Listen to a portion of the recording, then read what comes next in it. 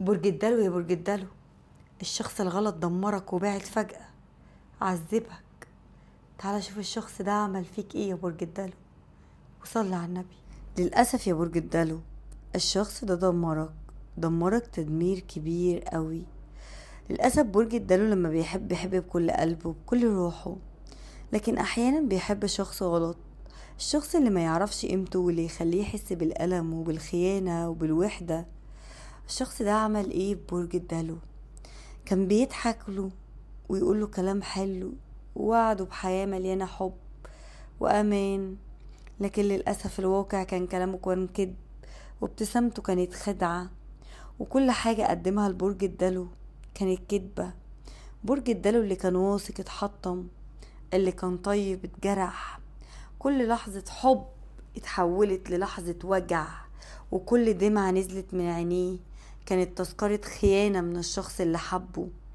الشخص الغلط كان ذكي جدا، كان بيعرف يستغل ازاي مشاعره، يلعب بعقله ويزرع الشكوك ويخليه يحس ان هو الغلطان. الدلو كان طيب قوي، بس ده كان اكبر خطأ، لانه حط الثقة في شخص ما يستحقش، حط الثقة في شخص دمره ووجعه، خلى الدلو بيتألم وبيتوجع، خلى الدلو حياته كلها تعب وعصبية وخوف من الناس. جرحوا قوي، جرحوا.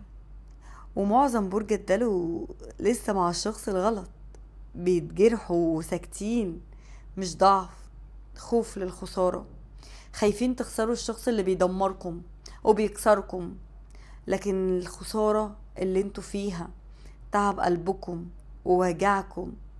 وفي منكم بعد واختار العزلة بعد الوجع عشان يحمي قلبه، وما بقاش يثق بحد بسهولة، لانه اتعلم درس قاسي قوي، ان الحب مش دايما بيكون صادق، والشخص اللي بتحبه ممكن يكون اسوأ عدو لقلبك. انا عايزة اقولك حاجة، لو انت لسه مع الشخص الغلط يا برج الدلو، ابعد، ابعد لانك هتفضل تتكسر. خليك قوي وابعد، اتعلم من كل وجع، وافتكر ان مش كل الناس تستحق قلبك. اختار الصح، اعمل خطوة، اعمل خطوة لقلبك اللي كل مرة يتجرح فيها، وبلاش تسمح لأي شخص يمس قلبك إلا لو يستاهل قلبك وحبك. انت مش حد بسيط، انت من أحسن الأبراج ومن أطيب القلوب، ومن الناس اللي بتحب من كل قلبها وبتدي من كل قلبها. فبلاش تقبل بنص علاقة، مش علاقة كاملة.